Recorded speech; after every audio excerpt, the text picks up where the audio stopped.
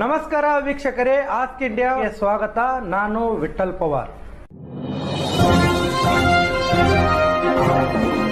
जय भारत जननी तनु जाते, जय हे कर्नाटक माते, जय सुंदर नदी वनगल नारे, जय हे रसरुचि नगरे.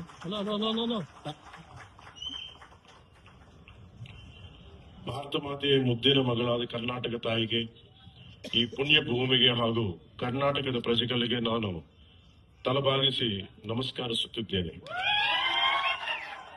భారత మాత ముద్దుల కూతురు కర్ణాటక తల్లికి మరి ఈ నేలకి కర్ణాటక ప్రజలకి నేను శిరస్సు వంచి నమస్కరిస్తున్నాను.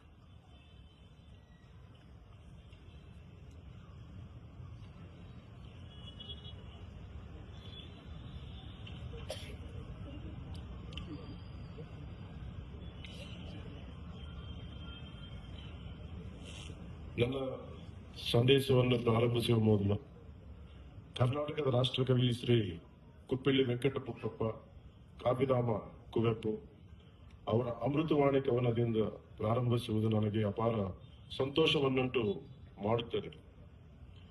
Before starting my message, I am pleased to start with the poem of Karnataka Rashtrakavi Sri Kuppalli Venkataputtappa, popularly known as pen name with Kuvempu.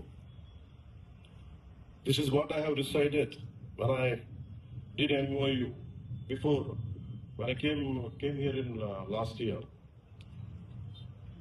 This is what I started with. ಅರಣ್ಯಕ್ಕೆ ಹಾಡು ಹಾಡುವ ಮುನ್ನ ನಾನು ನನ್ನ ಮನದ ಮುಂದೆ ನಿಲ್ಲುತ್ತಾನೆ.